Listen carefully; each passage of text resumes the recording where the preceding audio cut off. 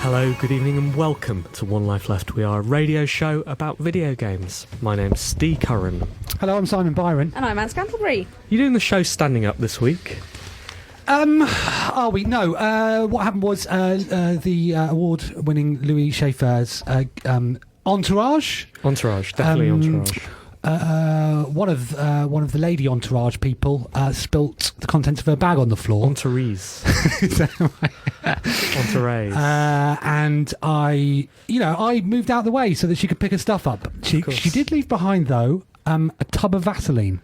Really? I'm not sure whether that is a hint. I mean, I don't know, far be it from me to say. How are you? I'm good. Happy Simon. birthday, Steve. Thanks. Oh yeah, happy birthday. Happy birthday. How old are you? How old are you? Thank you. 21. Are you? Again. What did you get? I got an ice cream scoop. Did you? Yeah, that'll come in useful on my One Life Left spin-off podcast, Any Given Sunday. It's come to that. It's come to that now, has it? Well, we're advertising. It's just cross-promotion. #brand. How's it going then? It's great. What's it about? It's about ice cream. It's ice cream review show. Okay. Your wife was on it yesterday. Was she now? I say was she now? I mean, Treachery. obviously I know, but I'm playing along for the sake of the listeners. Was she? Was she? Well, my wife was around your house last night. Was she? She was. Right. Your wife and one of the Teenage Mutant Ninja Turtles. But to find out what I mean by that, you'll have to tune into and this is what I thought by invite, because I've made a point of not listening to it yet. I don't acknowledge any of your extracurricular activity in the same way as I don't Anne. But I'm going to have to now, aren't I? I'm caught between a rock and a hard place. Yeah. You are, because Anne's got a very busy week this week. Yeah, I do. What are you up to, Anne? This week it is the MCV's 100 Top Women in Games Awards. They've been tweeting them individually, haven't they? They've Yeah. been counting They down haven't like got a sort to of me like yet. a ladies in video games top of the pops. Do you know what I'm really worried about? It's going to go past Thursday, and because the awards will have been done and all the hype will have died down, I'm worried they're just going to forget about the rest of us. And by the rest of us, I mean me. Right. They can't do that. That'd be sexist. So do you know the format of this event on Thursday then? Yeah, networking. Oh, awards, #networking. networking and canapés. Wow. Yeah. #canapés. That'll never take off. Networking, though. Good. Yeah. Well, best of luck for that. What are you going to wear? I haven't thought about. I probably can't wear my trainers, can I? Can I? You're one of the 100 women in games. I'll decide what I want to wear. Right. I don't know. Okay. How's your week been, Simon? It's been pretty good, thank you. I have I played a lot of video games this weekend. Have you? Did you? We'll talk about that during the reviews, I guess. Interesting. Yeah, no, all good, all good. Fantastic. It's not just us here, though. I know, thankfully. We're delighted to be joined this evening by Gordon, who describes himself as head of everything. Hello. From Different Cloth. Hello, Gordon, how are you? Yes, I am spectacular, thank you. Head of everything? Yes. How do you get that job? There's only one of me. Okay. Yeah, so that was it. It's what we're doing wrong, isn't it? Right. Thank you ever so much for coming along. No worries. We'll be Thank talking to you about your new game, which you announced a couple of weeks ago. That's right. Drive. It's very exciting. Race a number of tracks at the same time. Right, so we'll be finding out exactly how you do that, because your trailer might not be, asked... actually. Okay. Your trailer asked a lot of questions that I was hoping you were going to answer, but we shall see. Yeah, I'm very mysterious, but I will try. Okay, good. But before that, let's get on with Anne's news.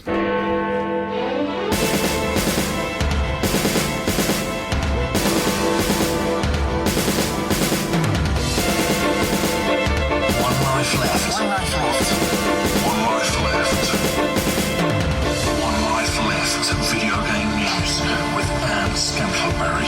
It's 7:04 on Monday the 16th of February. I'm Anne Scantlebury and this is the news. Peter Molyneux is never ever talking to the press again. The Populous developer made this statement to several members of the press during interviews discussing his ailing Kickstarter game Goddess. He was accused of not telling the truth to backers about the project, which has now had its development team slashed and its release put back indefinitely. And the most heartbreaking thing of all is Brian, the winner of Molyneux's previous game Curiosity, who was promised a life-changing experience, has been totally forgotten. Not by you, Anne. Not by me. Never Resurrected. And not by any of the Games Press, who featured him heavily this week. forget. Yeah. Brian, described by, was it gamesindustry.biz? Was it Eurogamer? Eurogamer as a young Andy Murray. Ooh. Because he's Scottish, Oh. presumably. He's a young Sean Connery. I've never seen anything like this.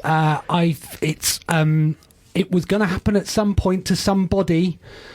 But yeah, I've never seen the Games Press be so openly hostile towards one of its developers. What was John Walker's first question? So are you a prolific liar? No, pathological. Pathological. Oh, sorry, You're a pathological. pathological liar. First question. Yeah.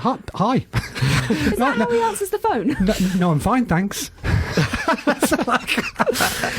How's the wife? How are you? Did you have a nice weekend? Yeah, I mean, yeah, crikey. Yeah, I mean, I felt sorry for Peter Molyneux and everybody at 22 Cans during this. Well, this is certainly, and specifically the RPS interview, seems to have split people. Before that interview, everyone was gently rounding on Peter, saying, this isn't on, we're bored of his lies. After that, I've seen an awful lot of sympathy for him. People suggesting that John Walker went a little bit too far in that interview, but other people saying, you know, it was about time. Someone had to do it. Someone had to call him out for this sort of stuff. John Walker did it. Yeah, I can't imagine what that must have been like. I mean, fair play to Peter for staying on the phone, first of all. There were some real insights. Did you read it all? It was I like read a 25-minute... 10,000 words. The bit where he's John goes, how many people work on Goddess? And Peter turns around and is like, yeah, no, you do. You put your hands up. I'm not sure. Put your hands up if you work on Goddess. Yeah, yes, you do. No, Michelle, you don't work on Goddess. Made me laugh. That was the thing that really stood out about the interview for me. I have a lot of sympathy for Peter. I think that he says things and those things grow in the press, amplified by the press, and he says things perhaps before thinking them through, which a lot of people have done, and a lot of Kickstarters have been funded on the basis of. I think one key difference is that Peter's already made all of his money, and people are asking why he wasn't putting that money into this project.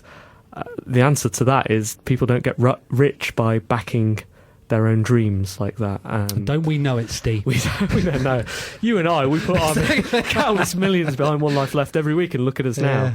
But the thing that really stood out for me was that number, 22 people employed at 22 Cans on a project like Goddess. And you will not find a Kickstarter, of that scale. Generally, like, they are 4 or 5 people.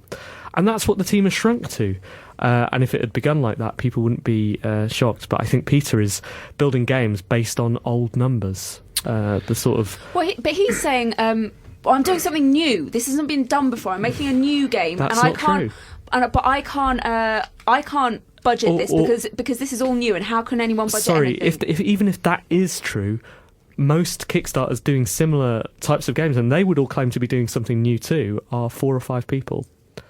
Yeah, and I think this ended up being a perfect storm of people have been there have been whispering about certain high profile kickstarted games in the industry, and it's been speculated that this would happen, and a lot of people have been wondering what the knock-on effects for games being kickstarted as a whole will be now that there has been, in inverted commas, seemingly high profile failure.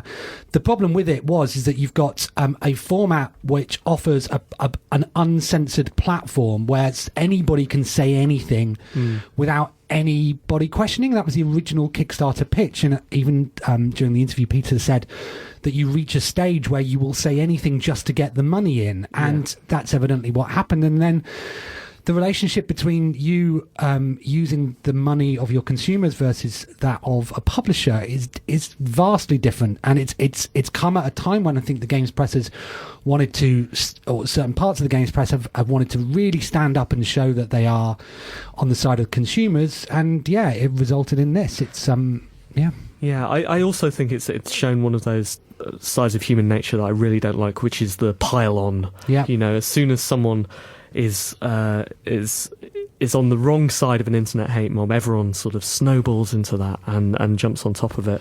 A lot of people eager to be offended on behalf of other people, which I don't think is a very flattering thing. Just think about Brian. Young Andy Murray. Valve has told developers to stop giving out free game keys for Steam Greenlight games to encourage votes. Valve explained, "We do not think these votes accurately reflect customer interest, and it makes our job harder in deciding which games customers would actually buy and play on Steam. This is something we continue to take into account when evaluating titles. The result is that it may take significantly longer for you to get greenlit, as it is much more work for us to try and understand customer interest in a title that has collected some unknown number of votes in this manner. So developers, you have been warned. The Valve is being tightened on this practice." Greenlight scandal.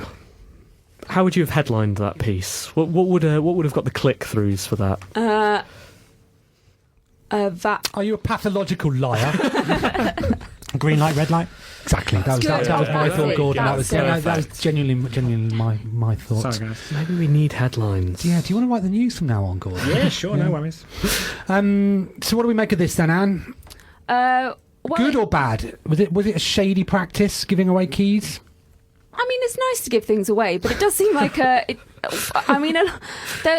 are developers who are going, do you know what, if I can just get on Steam, then that'll make me. That's all I need to do. And so they're sort of willing to do anything. And they're like willing to give away their game for free to people who might actually buy it, just so that they can get on Steam. But it's hard to blame them for it, isn't it? But at the same time, Valve are probably doing the right thing by stopping this. As soon as someone discovers a slightly shady practice, a slightly a loophole to persuade people to vote for them, Valve are going to jump on it. Yeah, it's a gift, but they're not. Imagine if politicians started doing this. The whole process of voting for something, democracy is flawed. Why do we believe in from now on? I mean, people have had things to say about Greenlight for some time, haven't they? Positive and negative. This seems to be Valve closing one loophole, but I dare say there are more. What are your thoughts on this, Gordon? My thoughts are that Greenlight is not very good. Right. Why not? It's not really a perfect democracy. If it was, everybody was on there who didn't have an established publisher, and the winners got picked every 2 weeks, and that would be fair. But as everybody knows, if you have contacts, you can go straight on. If you're in the top 100 and they like the look of it, they'll pick you out if you're at 90. So it's not an established, fair process for everybody. Either they do that or they don't do it. I preferred it when if they took an interest, you sent them an email and they said, yeah, come see us, pitch the game you're on. So it's like, you're on or you're off. You concentrate your efforts here or you're done. Greenlight's like, okay, endless PR campaign for a while, and then what's the result? You don't know when you're going to get picked. You're not sure. It took me like over a year to get Derek the Deathfin, my other spectacular game, onto Steam through Greenlight, and it was never clear what I needed to do to get on there. So do you think the future is an open Steam platform? Yeah, it would make it kind of more like the App Store without the pseudo-political rules about guns and sex and whatever else. But the App Store's imperfect as well, isn't it? Everything's for imperfect. a different way. Everything's imperfect. Either you close it and you reach out to people, or you wait for them to reach out to you and say yes or no, or have a submission process, or you open it. I don't think you should do both, or half-assed, Apple is further clarifying what you're going to have to invest when you buy a game on its App Store by adding a new Pay Once and Play category. This follows the change from users clicking on a free button to download games with in-app purchases to clicking a Get button. Apple implores you to enjoy hours of uninterrupted fun with complete experiences spanning the App Store's most beloved games. With its new category, we are taking that as a promise, and if anyone interrupts our fun with these games, we'll be putting Apple's lawyers right onto you. Pope. Pardon? Pope. Pay once and Pope. Oh, right. Pop. We call them MOBAs, don't we? We don't call them MOBA. What's it? Sorry, Pope. Play once, pay. Sorry, pay once and play. Pay once and play. Pope. Pay once. Pope. Play once and Pope. Just say it enough, it'll sound totally Pope. Play once and play. Pay once and play forever. Pope. Right, is that URL available? We could be the next Pocket Gamer. Pope Gamer. It's a good thing, isn't it? This Apple drawing attention to the games that don't seek to monetize through the methodology of the free-to-play titles that the indies hate so much. They're the ones that I always look out for in the store because I like pups. Okay. Because I just want to play my game. I don't want to have to buy anything. I don't want to feel like I'm investing more than I have initially. I don't know. It seems endless, the amount of money that you could pour into some games. And that's the point, isn't it? Yeah, it is. It is. But I've got no self-control. What do you think, Gordon? Yeah, I think I'm not a big fan of free-to-play games either. I think it fundamentally alters the game design from making a good game to being a money extraction mechanism. And once you do that, then that's it. I mean, plenty of games you play that free-to-play, suddenly the difficulty spike, or you need some gems to do something, or it's in the game. The mechanics are there to extract money from you after a certain point. And that ruins most games. So you'd say you were pro-Pope? I'm definitely pro-Pope. I like the Pope. I'm half Catholic as well. No, not Pope, Gordon. Pope. Pope. Okay. But yeah. So which ones did they pick? They picked threes. Thomas was alone. Was Bastion No. on there? This was that's in one of their other new categories, which is like threes. What did they call it? They called it like big hitters or something like that, or classic games. Right. Okay. Yeah. So what were the examples that they used then? I'm sure Bastion was in there. Okay. I mean, I'm not sure, because Right. otherwise I wouldn't have said it. Yeah. It was Bastion. But I think Bastion was one of them. What in the Pope. But so it's and this is a permanent category now, is it? Yeah. Yeah. No, it's just a feature. Just a feature. So it could be gone next week. Yes, I think so. Wait. No? No. What? No. No, this is a new. So play category. once and pay once and play. So like this week For now. for now. But next week you're going to get fleeced again. And the nominees for the 2015 BAFTA Games Awards are basically too many to mention, with 17 categories in total, but Alien Isolation has done pretty well with 6 nominations, and Far Cry 4 and Monument Valley have done fairly well with 5 nominations each. The awards will be held on the 12th of March and will be hosted by a man with facial hair. One Life Left is looking forward to sweeping the board with our own game in 2016. And our own game will be a Pope. It will, won't it? It will. But Pope for charity a bit. Maybe they'll- Although I'm not sure we're allowed to say that. I think if you're not allowed to say that things are for charity on the App Store. Well, don't say that. Don't mention So it now. We're not going to. Okay, well, don't. We're doing a different thing. Okay. Good. So I worked on the announcement for the BAFTA nominees last week. I met How'd it go? Rufus Hound. Oh, yeah. He's excellent. he is the man with the facial hair. Yeah, he's gonna. Yeah, he knows his stuff. Does he? Does know his stuff. Yeah, I had a very good chat with him. He hadn't played Bangman. So he doesn't Did really send him know a his thing, stuff.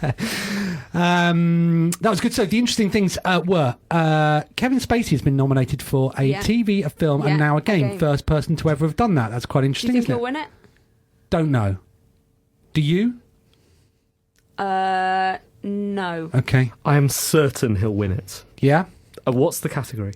Best Best Spacey. voice. Definitely for both. He'll absolutely win. Wait, I've got all the nominees. The other thing is that it's the first time that a mobile game has gone head to head with a AAA console game in Game of the Year. What's that? I think I probably know what that is. Well, that is, hang on, best game: Alien Is it Isolation, 80 Days? Destiny, Dragon Age, Mario Kart 8, Middle Earth: Shadow of Mordor, Monument Valley. Mama, we hate Monument Valley. Who was that? That's you. I didn't say anything. no. So that's quite a thing, Yeah, I think. yeah. Interesting that they've been lumped together. What Is would it? happen if if a mobile game won Game of the Year? Though that would be. I'd be furious. Would you? Would you? Well, it depends what mobile right, game. okay. Yeah. If it was Bangman, I'd be delighted. But yeah, it seemed to be a decent mix. I thought So they this have best year. game and best British game, There is, isn't there? 80 Yeah. Days is down for Yeah, best 80 British Days is in games. Best British and game. Monument Valley, Right. along with Alien Isolation, Forza Horizon 2, Geometry Wars 3, Lumino City. Good stuff. Thanks. I'm good at reading lists out.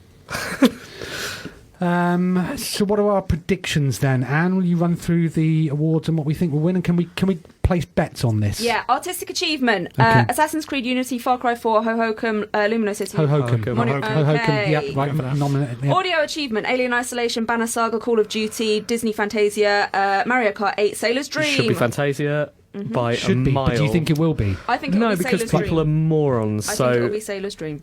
what is Sailor's Dream? It's the It's iOS. all like, ooh, doo. Is it? It's not. Is it the Smogo game? Yeah. Yeah. Oh well, then that. It'll be Okay, that. we can say that. Great. Best game: Alien Isolation, Destiny, Dragon Age, Mario Kart, Shadow of Mordor, Monument Valley. Ooh. It's Alien Isolation or Shadow of Mordor. I think it's going to be Alien Isolation. Right. British game. 80 Sorry, days. his suggestion goes down like sort of straight away. Right, but you said it's either going to be 1 or 2, and he picked which one? And then you've said that's what it is. It's down. How much are we gambling on this? Gordon, you've got... You have to try and say things with a bit of authority. That would be Okay. nice to you, and then go straight in. British game. 80 days. 80 days! 80 days. Alien 80 days. Isolation. 80 Forza, days. okay. Forza, Geometry Wars, Lumino City, 80 Monument days. Valley. 80 Okay, days. yeah. Debut game, Banner Saga, Yes. Counter Spy, 80 Hitman, days. Go, Never Alone, Shovel Knight. Banner Saga. Oh, The Vanishing of Ethan Carter.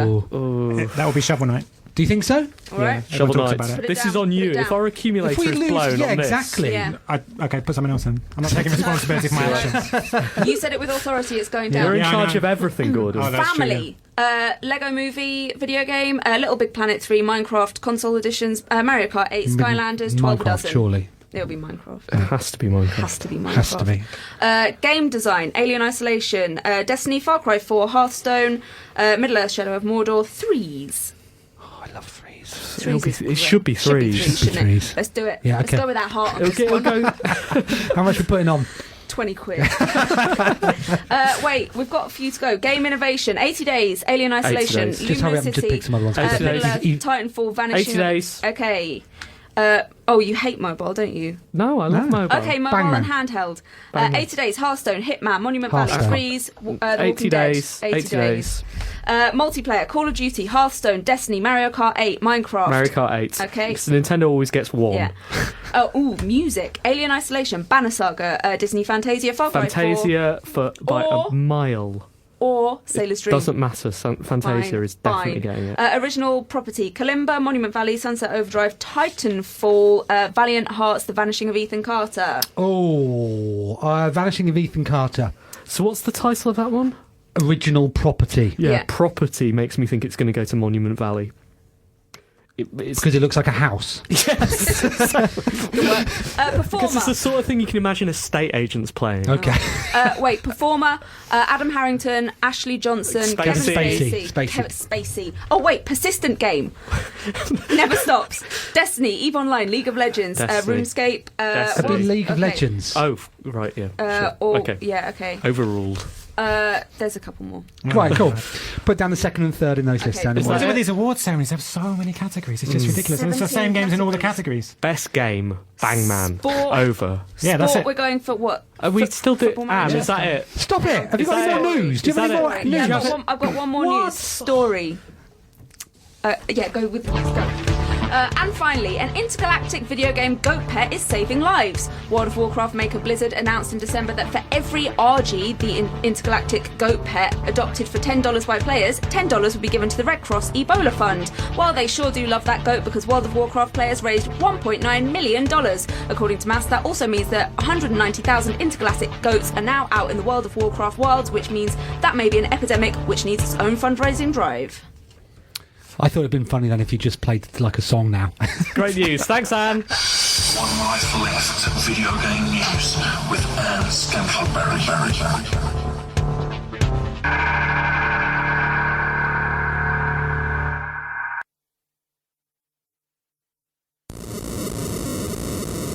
Check this out.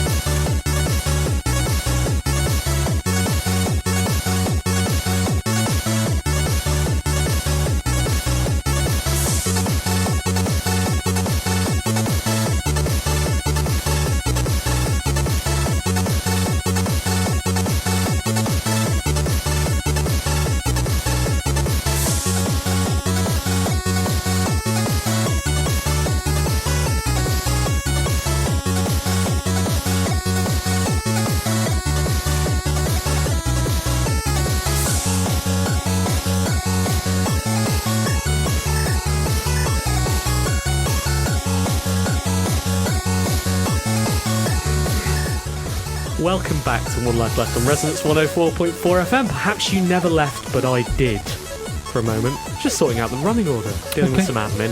We're a video game radio show. You've heard us discuss the BAFTAs. You've heard us discuss POAPs. you've heard us skip over some World of Warcraft news. Yeah. We were just talking about Marioke off air, weren't we? Going to be doing it at the BAFTAs, At the BAFTAs, during it. the after party. Ooh. The good news about Peter Molyneux keeping a low profile is that we can keep uprising in, can't we?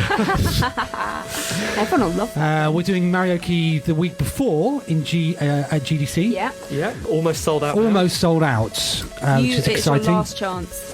Thank you to Crytek and CryEngine for sponsoring us. Very I'm kind. thinking about the song. So have I. What have you got? CryEngine River. Yeah, I mean, that's all I've got. Yeah. That's as close as I got. So, What did you what do? about Guns N' Roses? Don't Cry Engine, but I didn't think they'd like us. Don't We Cry did- Engine? Don't Cry Engine. Don't Cry. It's a Guns N' Roses song. Oh, I don't know that. Yeah. Okay. Is it like Sweet Child of Mine? Yes, Okay. it's the same thing Right. basically. And then we're doing it the week after, Thursday. We're doing it this Oh week. my We're doing it this goodness. week. No We've got a woman, no week off. Crytek. Sorry, no woman, no Crytek. Oh. Guys, just come to me for this stuff. It's quicker and easier. Where are you every week? We employ you. Yeah, no. Woman, no Cry Engine. Yeah, maybe, yeah. Is that? I mean, that Is that doesn't okay? sound okay. Sounds like you don't want it, doesn't it? Yeah. No, it means it means Crytek, not a sexist company. If there aren't any women at your studio, you're not getting Cry Exactly. Engine. Ooh, good. So we're doing it this week, Thursday, which is a celebration of Steve's birthday and also 100 women. And Steve and I are going to be doing Gold Digger, and we want you to walk in around us when you bring the attendees of the We'll bring the award. women. If that's all right. Yeah, no worries. Good. What are you doing Thursday, Gordon? This Thursday? Yes. Talking to you? It's singing. Singing, okay. Are you coming to Marioke? No, I'm going to the one in GDC. Are you? Yeah. Excellent. good. Well, hopefully. Gordon, I can check this. I can get the ticket list up right now. I did. I bought one. Okay. I knew I'd be coming here and this might happen. That's why I did it. Otherwise, I'd be nowhere near it. But I Don't- did do that. I check it. See it in your eyes. It's fine. No, it's going to be good. You understand why I have to? I do that. understand. I understand. I am a pathological liar, though. So, What song are you going to be singing? no woman, no Crytek. Right, excellent. Okay, there fine. you go. So if you want to come and hear that, you better hurry up because the tickets will be sold out. But before that, Gordon, you've just announced a game. That's right. Tell us about it. Okay, it's called Drive, and it's Difficult thing to Google that, by the way.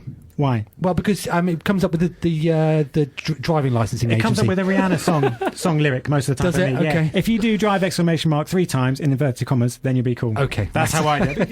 It's an expert touch. So drive. Yeah, and it's a driving game about racing multiple tracks at the same time. I can't believe you, the creator of Bang Man. You're like, what? What's that? What is Bangman anyway? It's some kind of Jamaican sex game. I don't know what it is. It appears to be a song by Jessie J, or an expression for when you go up to somebody and punch them in the face without them expecting.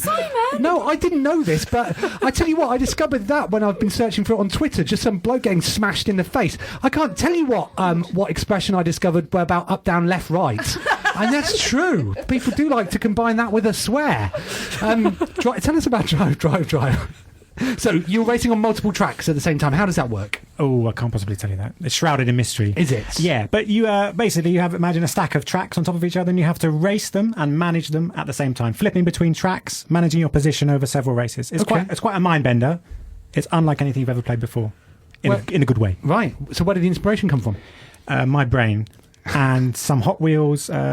Little track things, with the loops. Yeah. And I played a lot of Stunt Car Racer on the Amiga back in the 1930s or whatever that was. Yeah. I can't remember. It was just something that came to me in my brain on a strange evening. Okay. And I thought, well, driving genre is a little bit stale, isn't it, in terms of the annual updates. And, Right. I enjoy driving games, but they never really offer much fresh. Uh-huh. And even the indie ones tend to look back, don't they? Retro look. Right, yeah. So this is a kind of a retro future, also incorporating the present. Okay, and it's just you making this game, is that right? That's right. It's just me in the main, but I've had some help from Clemens from Broken Rules, if you know, and Yet It Moves, Secrets of Rayticon guys in Austria. And the guys who did the 3D models from Derek the Deathfin, which is an amazing game, also did the models for this one. So it's just me working on it with help with a few friends, essentially. You made quite an impression when you announced the game. So, like being a small studio, just you on your own. How did you manage that? I've got a couple of contacts who. Just over the years, I made Little Line a few years ago, and a few people really liked that. And Derek the Deathfin console game came out a couple of years ago. So there's a couple of people that I get on very well with, and they tend to post my stuff. So And also it seemed to resonate with people, Okay. like this radio station. That's good. He is good, isn't he? good, isn't he? I like having him around. Yeah, so just I put it up there and hassled the journalist friends that I know, and they put it up on their site, like Destructor put it up on their site, and then Kotaku the next day. Yeah. So Patrick, he did like a giant bomb preview of Derek, Right. and he follows me on Twitter. I follow him, sent him a direct message, and he liked it and put it up. So it's like the direct contacts with journalists that sometimes pay off. Twitter. Twitter is very helpful, That's yeah. the key. But basically, I made something that they liked, and they're like, oh, that looks interesting and fresh, and let's post about it because it looks interesting. If it was not very good, I almost swore, then obviously they wouldn't be interested. So. Right. Also, making something people like. That might be the other thing. That's the key. And spending ages on a trailer as well. So having talked about Kickstarter and Greenlight, you're not doing either of those. No. I'm looking actually for somebody to fund the game. Okay. So a few people have been in touch with me, and I'm going out to GDC. So if you've got lots of money and lots of sense, then Which we don't. We have. Well, let's see what happens with our BAFTA bet Yeah. Oh, first. yeah. That's right, yeah. I was talking to the millions of listeners of your of your radio show. Right. But you as well, if you've got money and sense, then that's... So yeah, I'm open to talking to people who might want to publish it, sponsor it, fund it, etc., to get it to the finish line. Okay. So that was the point of the announcement. Right, this is what right. I'm making. Are you excited about it? And would you like to help me finish it? And everyone said yes, and yes.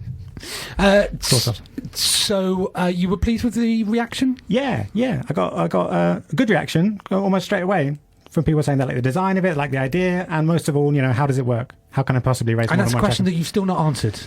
Well, I have a demo of it. I'll be showing it to people who have lots of money and sense at GDC. It's I could go do a public demo of it as well, but that'll be a bit later, I think, when it's a bit more kind of tied down. I mean, it does work and it does play nicely, but yeah, I don't want to display everything on the first date, if you know what I mean.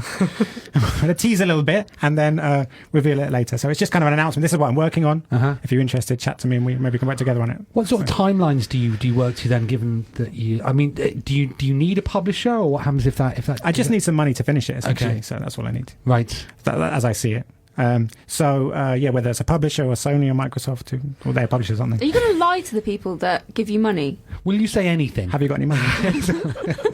I mean, I Are you a don't have any money. All right, then I won't lie to you. No. No. But Am I going to lie to the people who will give me money?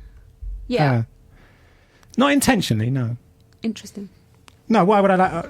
I think it's more like if you're going to fund something like that, you have to be interested in that kind of niche gaming, interesting, innovative gaming stuff. And then you normally find somebody who you understand. Because they're probably not going to fund it to get rich, are they? They're not going to say, right, stick this in here, it's going to sell millions of copies. It may do. Who knows? Will it be a pup? Yes, it won't be. There won't be any in-app purchases or any stuff like that now. Okay. I don't really like that stuff, as I mentioned. What's life like as a very small dev team? I'm not that small. I'm average size, average height, average weight. I mean, like working on your own. I see. Right. Is that a challenge or? Yeah, it can be. It can be quite a lonely business. It's more like before I announced Drive, which is an excellent upcoming game. I wasn't sure how people would react. So if you're working in isolation in your room, obviously I had Clemens working on the art, and I really liked the logo, and you just kind of have to show it to a few close friends and just make a call on it. This is it. I think it's good. I think it's cool. But you don't know in those moments before you contact your first journalist friend, or they could be like, they don't reply to you, or so you don't know. Luckily, everybody liked it and they put it around the place. But, I've had games where people are not being that interested as well. You just don't know, do you? So I guess it's the isolation of it until you go public with it. Okay. And once you go public, normally, if people like it, they'll give you support, and then it's a bit more. But apart from that, it's cool. You can do what you like. Did you have a backup plan in case people didn't go for it? Yeah. I work on something else. Run. jump, I got jump. loads of stupid ideas, essentially. So I'm not wanting for ideas. I'm just wanting for time and money. Right. Okay. What's the best way to keep track of progress on the game? Oh, follow me on Twitter at differentcloth. Okay. Great. Well, we're going to see you at GDC. Yes. Going to hang out a bit. We're going to do some singing together. Best of luck with it. I thought the trailer was fantastic when I saw it, and I was really glad that you were able to come on the show and tell us about it, and look forward to seeing where it goes. Keep us posted. Thank you very much. Hello, I'm Sega Badawi, and welcome to One Life Left, Local News. A sequel is coming out to one of the world's best-regarded novels. Harper Chun-Li is finally allowing the follow-up to her book, To Kill a Spinning Bird Kick, to hit stores next month. The first book saw the lawyer, Ryuticus Finch, defend a client in the Deep South by taking on a series of fights both in and out of the courtroom against various foes. The second book continues this story, except as well as Finch's tale, you can control 12 other characters, known as the jury, to see what will happen. Some critics are saying that a sequel might spoil the original, but I reckon it'll only be the third one that really turns people off. However, the series will become popular again with the move to 3D and the fourth book being a pop-up book. Thanks, and back to your usual programming.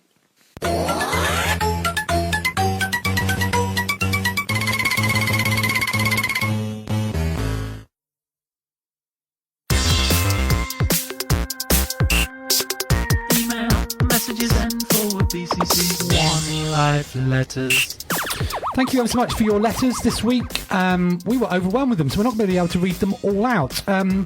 So we'll have to pick some snippets. Steve Owen wants to know what we think should win the best game at the BAFTAs. Cover that already, Steve, thanks. No, what do we think should win? Not will win. What should win? It's a different question.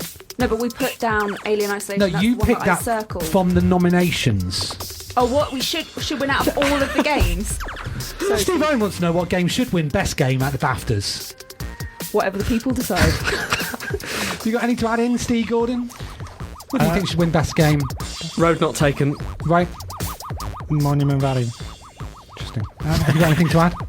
I just said that to say whatever the public decide. Joe List asks, if you could swap the protagonist of any video game with fictional LA homicide detective Columbo, which would it be? And to what extent do you think would change the gameplay mechanics? The girl who walks around in Monument Valley. Super Meat Boy, he would never leave the room, he'd just come back in all the time. And you didn't, stuck on a level. I'm going to have to think about this one. Thomas Quillfelt wants to know, to ape critics calling everything the Citizen Kane of games, what is the Casablanca of games, i.e. the most memorable love story? Ico.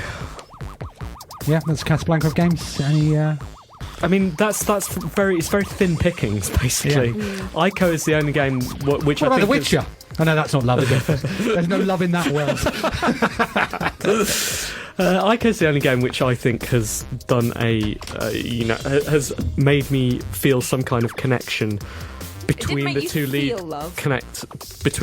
characters, and has made me feel also like I'm inhabiting that relationship. So I would say it's the only gaming love story. Okay, well, both Steve and Thomas wish you a happy birthday, Steve. Oh, thanks. Joe didn't. Noted. Just for future reference. Oh, thanks. It's good. Wise to call that out.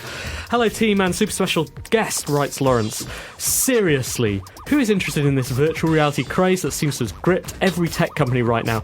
I, for one, have no interest in encapsulating my head in plastic and metal just so I can get motion sickness in my living room.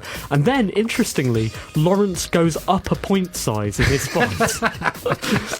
To me, virtual reality will always just highlight what a poor imitation of reality video games can possibly hope to achieve.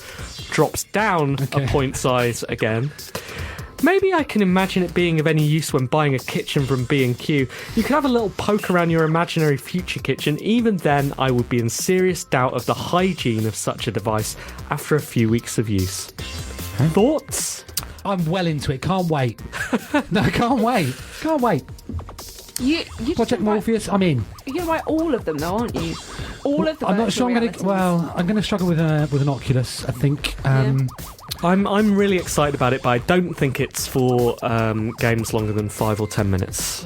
I think it's going to be really, really good for sort of theme park ride length experiences. But I can't imagine playing Skyrim inside. Oh, I can. I dream of it, Steve. Dream of it. Hello team and your super special guest, says Robert Wells. This weekend I had the pleasure of visiting Novelty Automation in Holborn. It's Tim Hunkin's new gallery of automatons, and what struck me was how interactive they have become. Back in the 90s, the automaton gallery in Covent Garden was filled with devices that would play out a short scene on receipt of a coin, but now a lot of them feel like games. There's one where you must put nuclear fuel rods into the reactor, and one where you're hoisting money through a city. There's even a version of Pong Control with exercise bikes. I like the tangibility of them. In my local arcade, the Four Quarters, the games I run two are the pinball tables and the shooting games, both of which have that feel of controlling something real. What games do you wish had a tangible side? Something physically present? Could you imagine a peripheral that would give that sense to you? That was what ROB was meant for all those years ago. Pip pip, Robert. We're trying to get Tim on the show, actually, because I like the look of this. Yes, me too. We should go. Okay. Field trip. We're going on a team date. I love this idea. Yes, it sounds excellent. So we'll hopefully talk more about that in a future show. So hold your horses, Robert. Yeah, exactly. Bear with us. Yeah. Gordon. Yeah, I've got a letter here from Rahul Shah. It says, "Hi lovely team and extra special guest," that's me. "My flatmate won't stop talking about how amazing Majora's Mask is and detailing every difference between the original and the 3DS remake. How can I gently let them know that I don't care at all?" Well, I would say, Rahul, you just have.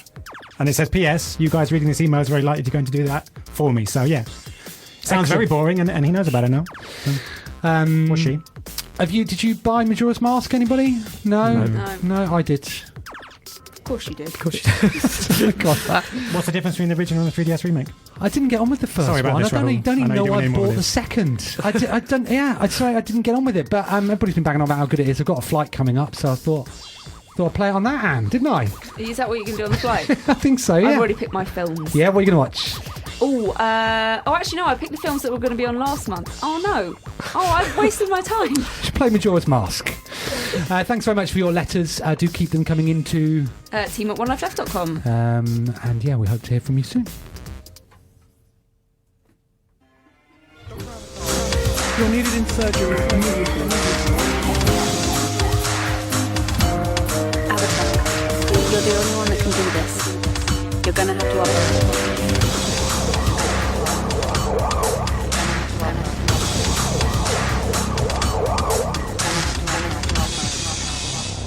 Dr. Avatar, operating room dictation on patient Okupa, Wendy. Operative diagnosis, cerebral aneurysm rupture. Estimated blood loss 500 cc's, OR time 5 hours. Ms. Okupa presented to the emergency department with sudden onset postcoital headache. After her medical history indicated that she was postmenopausal and an active smoker, she was rushed to the CT scanner where she lost consciousness. CT angiography revealed a ruptured aneurysm of the left middle cerebral artery. Under general anesthesia, a frontoparietal craniectomy was performed and a saccular aneurysm was visualized bleeding from its dome. With microsurgical and optical tracking guidance, a platinum Sugita clip was extended across the aneurysm neck. The brain was covered with Duraseal and the bone flap was riveted back in place. The patient was transferred to the neurointensive care unit where she will undergo monitoring for vasospasm. Ending dictation for patient Okupa, Wendy.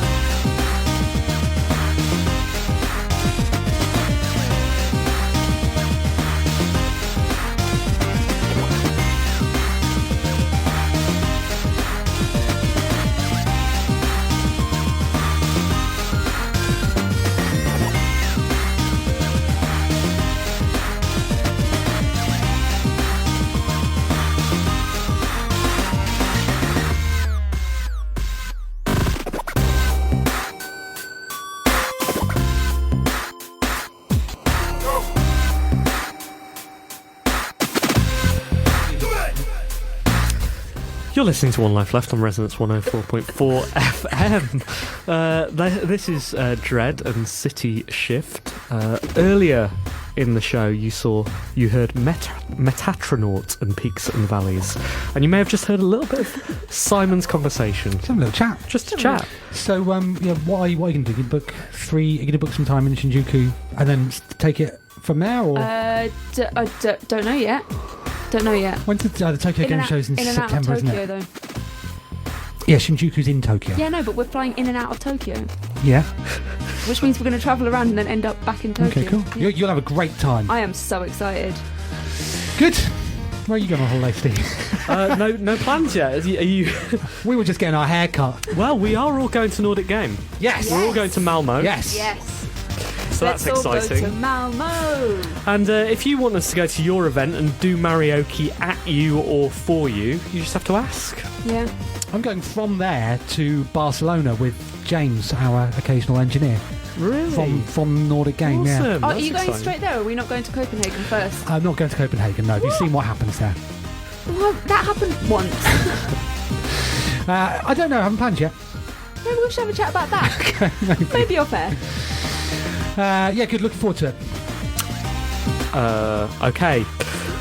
Good. Well, I'm glad we've dealt with all of that housekeeping. And you know what I keep feeling like? I feel like the listeners have got a little glimpse into the banal reality of our everyday transport plans. What did you have? So has Gordon. What did you have? Which is nice. What did you have for tea last night? Last night I had... Oh, what did I have? Was it nice? Should I put the music while I think about it? Oh, I know what I had. I had egg fried rice. Oh, yeah. That was good. Made it myself off some old rice. On and your some birthday eggs. weekend? Yeah. That's not on. And some sausages. You don't eat meat, though. Vegetarian sausages, Whoa. Linda McCartney.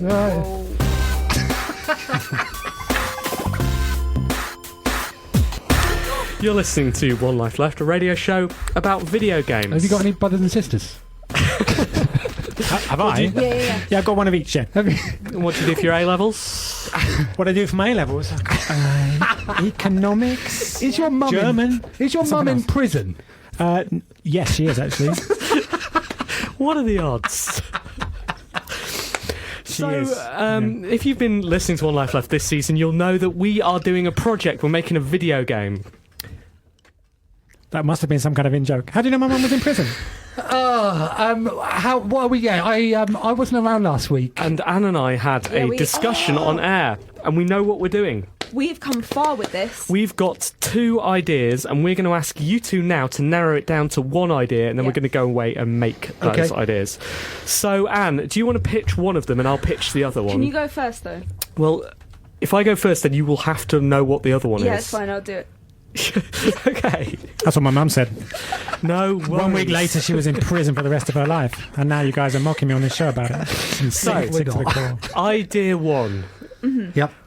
We thought, Simon, you know Fingal, right? Yep, I do know Fingal. Fingal, made by the wonderful Game Oven Studios. Yes. Fingal is a game about relationships. It's a game about 2 people engaging in a relationship. It encourages people to flirt by placing their fingers on a screen, a touch-sensitive Is device. it flirting? I played it with my 6-year-old We've son. been through this. Yeah, We've did. already Did been we? through this on air. Yeah. So you move your fingers around, and you may accidentally touch each other, and you have to, you know, fingle each other. you do what's all right. I don't think that's going to work, is it? Come on, you do what the machine tells you. You may end up in a relationship with the person you're playing with, as you have with So your the son. machine tells you to get in a relationship with... Yeah. So, no, it doesn't tell you to, but You it have to suggests do it. you might do. Well, okay. Okay. Fair enough. So we think that's a very, very good game, but it is a little bit, you know, it's basically we think it's fine. You know, maybe in Game Oven's tiny world, relationships have to involve just 2 people. Okay. But we think we're a very open-minded radio show that relationships can involve 3 people as well. Hi. So what if you designed a game Yep. where each of the people in the relationship of 3 placed their finger on the screen and had to keep it there for as long as possible, avoiding objects, maybe occasionally touching. Okay. It seems plausible that we can make this game, right? Yep. Because I understand how multi-touch works in Game Maker. What about with butts? Can you not do it with your bottom? And 1 finger on a bottom? You need quite a big tablet. Yeah, iPad. Fair point. Adding things to that game already. Yep. So yeah, it doesn't have to be a finger touching the device. Seems like we could do that. It would have to be a multiplayer only game. Okay, so and only for 3 people? Oh, yeah. Yeah. Okay. I'm not saying I'm just saying we're progressive, but maybe not progressive enough to support relationships of 4. Okay. Anne, game 2. So game 2 is where we maybe use some of the source code for Bangman. Source code. Oh, yeah. Do you have That's access? copyright me. Do you have access to the source I code? do have, yeah, no, I do. I've patented. Good. Well, good job you're on this team. Right. So it's a tilting platform, and it's got 3... what's it on it? Blocks. 3 blocks. Yeah. And there are spikes underneath, and something happens. So using the tilt mechanics of a tilt sensitive Gyroscopic, device, yeah, okay. Gyroscopic. Do you know how to do that in Game Maker? Worked it This out. is why we were talking about it, because he just So learned. we have a platform. We have 3 squares on the platform. As you tilt it, you have to make sure that there's only 1 life left, only 1 person remaining on the platform. Good, yeah. Right. Yeah. But and then when you do that, then the other 2 drop on the platform again, and it keeps going. It gets harder and harder, and there's different types of gravity and behaviours, and maybe sometimes they're slower, and there's an intern somehow. That's it. Let's do that. That one. Yeah. Can we use your source code? I don't think you need to, actually. But, I mean, you're welcome to my source code, Anne. But I don't think we necessarily need to. I was playing around with gravity in Game Maker last week. Yeah, and it seemed pretty straightforward, actually. Gordon, what are your thoughts as an actual pro out of those 2 suggestions? I like my suggestion best with the bottom. Okay. Add bottoms. Good, all right, well, let's do that then. I've got a great boom in GCSE history, so I fully understand the nature of bias. Nuance is a weakness. This is Game Under. I had a go at Life is Strange this week. Even though terrifyingly it doesn't offer the option of playing as a male character. The game goes on about making ethical decisions, but I really didn't see any ethics in there at all. In fact, a lot of people have criticised me for using the word ethics without fully understanding its meaning. So I looked up ethics in the Oxford English Dictionary, and it said, moral principles that govern a person's behaviour or the conduct of an activity. Not a mention of making sure that my interests as a straight white male are placed ahead of anyone else's. Which confused me until I realised that Oxford English Dictionary is in bed with the games press. Why else would they define ethics in such a narrow-minded way? Meaning supervenes on use, OED. Very convenient that it's published by the Oxford University Press. And do you know what else is published by a press? The press. The clue's in the name. Dictionaries. You're on my hit list. Until next time, on Game Under.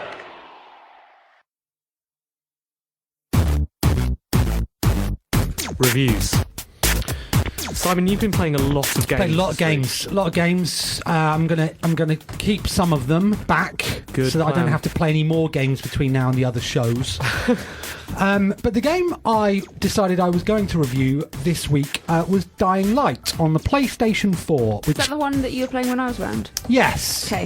It's a game that I've been looking forward to. It's a first-person zombie adventure, and I do like zombie games. I like zombie TV shows. I like zombie films, and I was very, very much looking forward to this.